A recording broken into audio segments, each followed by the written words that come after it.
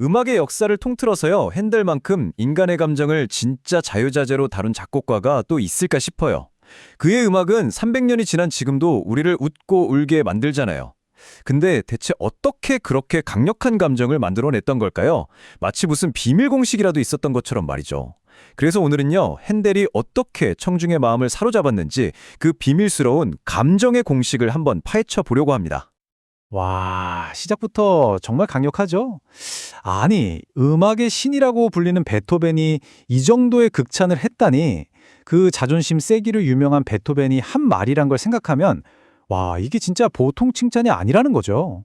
이 한 문장만 봐도 핸델이 음악사에서 차지하는 위상이 어느 정도인지 뭐 감이 딱 오죠. 네, 바로 이겁니다. 이게 바로 오늘 우리가 파헤쳐 볼 핵심 질문이에요. 어떻게 핸델의 음악은 우리 마음 가장 깊은 곳을 콕 찔러서 막 흔들어 놓는 걸까요?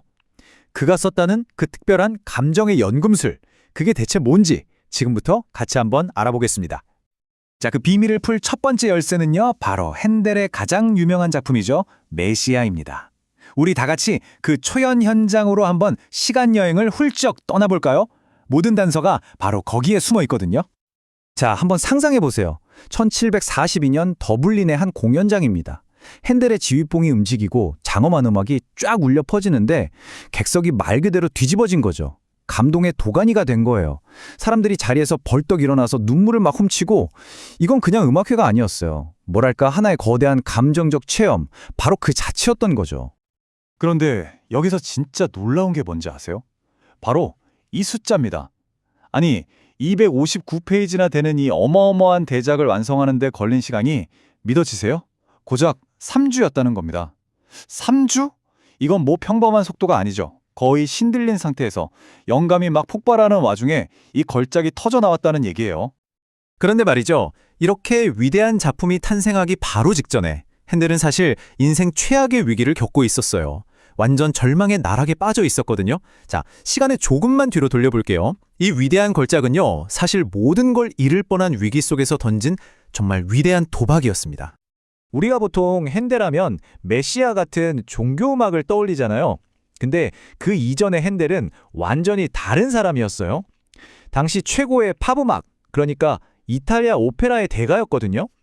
지금으로 치면 뭐랄까, 빌보드 차트로 휩쓰는 최고의 프로듀서 같은 존재였던 거죠.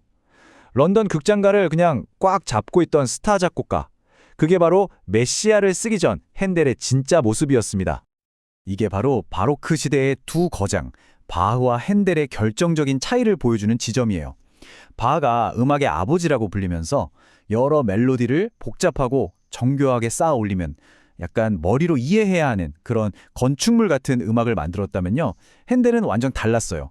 음악의 어머니처럼 귀에 쏙 들어오는 선명한 멜로디 하나를 강력한 화음으로 빵 받쳐주면서 가슴에 직접 와닿는 음악을 만들었죠. 그러니까 핸델의 무대는 신을 위한 교회가 아니라 우리 같은 사람들을 위한 극장이었던 겁니다. 그런데 영원할 것만 같았던 핸델의 시대가 저물기 시작합니다. 런던 사람들의 취향이 바뀐 거예요. 그의 오페라가 더 이상 먹히지 않기 시작했고 관객들은 텅텅 비어갔죠. 결국 그는 파산 직전까지 내몰리게 됩니다. 뭔가 새로운 돌파구가 절실한 상황이었어요. 자, 바로 이 지점에서 핸델의 진짜 비밀이 드러나기 시작합니다. 그가 어떻게 이 위기를 기회로 바꿨을까요? 그가 포착한 시대의 흐름, 그 핵심 개념이 대체 무엇이었는지 한번 들여다보겠습니다. 바로 이거였습니다. 감성의 문화. 당시 영국 사회에 새로운 바람이 불고 있었거든요. 예술을 통해 감동을 느끼고 눈물을 흘리면 우리가 더 도덕적이고 좋은 사람이 될 수 있다. 이런 생각이 널리 퍼지기 시작한 거죠. 핸델은 바로 이 거대한 시대적 흐름을 정확히 꿰뚫어 본 겁니다. 아, 이거다 하고요. 그러니까 이 사상의 핵심은 생각보다 간단해요. 다른 사람의 아픔에 공감하고 같이 눈물을 흘려주는 것, 그 자체가 되게 훌륭한 일이라는 믿음이에요. 슬픈 영화 보고 펑펑 우는 게 그냥 감성팔이가 아니라 내 마음을 깨끗하게 하고 더 나은 사람으로 만들어주는 과정이라고 생각했던 거죠. 핸델 입장에서는요. 이건 뭐 자신의 음악을 펼칠 완벽한 무대가 깔린 거나 마찬가지였습니다. 자, 그럼 핸델은 이 감성의 문화라는 트렌드를 어떻게 자기 음악으로 녹여냈을까요? 일종의 눈물 레시피가 있었던 건데요. 지금부터 그 구체적인 공식을 한번 뜯어보겠습니다. 핸델 공식의 한가운데에는요, 항상 이 감성적 여주인공이 있었습니다. 어떤 캐릭터냐면 굉장히 착하고 덕이 높은데 너무나 부당하고 억울하게 고통을 받는 여성이에요. 그리고 끝없이 슬퍼하죠. 그럼 관객들은 어떨까요? 그녀의 처지에 깊이 몰입하고 공감하면서 눈물을 펑펑 쏟고대는 겁니다. 말하자면 이 여주인공의 유일한 목적은 바로 관객들을 울리는 거였어요. 여기 이 아리아 가사를 한번 보세요. 방금 말씀드린 그 여주인공의 모습 그대로 느껴지시죠? 차라리 죽는 게 낫겠다. 당신과 헤어지는 건 죽음보다 더 끔찍하다. 이렇게 절절하게 슬픔을 토해내는 겁니다. 핸델은 바로 이런 가사에다가 음악이라는 감정을 폭발시키는 옷을 입힌 거죠. 그리고 그 감정을 극대화하기 위해 핸델이 사용한 비장의 무기가 바로 가사 그리기라는 기법입니다. 영어로는 워드 페인팅이라고 하는데요. 말 그대로 가사의 의미를 음악으로 그림 그리듯이 표현하는 거예요. 예를 들어 하늘이라는 가사가 나오면 멜로디가 위로 쑥 올라가고 지옥이나 심연 같은 단어가 나오면 아래로 뚝 떨어지는 식이죠. 굉장히 단순하고 직관적인데 그 효과는 정말 엄청났습니다. 와, 이 악보 좀 보세요. 이건 진짜 핸델의 천재성을 눈으로 직접 확인하는 순간입니다. 왼쪽 악보 한번 보실까요? 비탄의 깊은 심연에 가라앉아 라는 가사가 나오는데 음표들이 정말 말 그대로 아래로 뚝뚝 떨어지는 게 보이시죠? 오른쪽도 마찬가지예요. 가장 높은 영광에서 이토록 낮게 떨어져. 음표가 그냥 곤두박질 치잖아요. 이건 슬픔을 귀로만 듣는 게 아니에요. 눈으로 보게 만든 겁니다. 정말 대단하죠.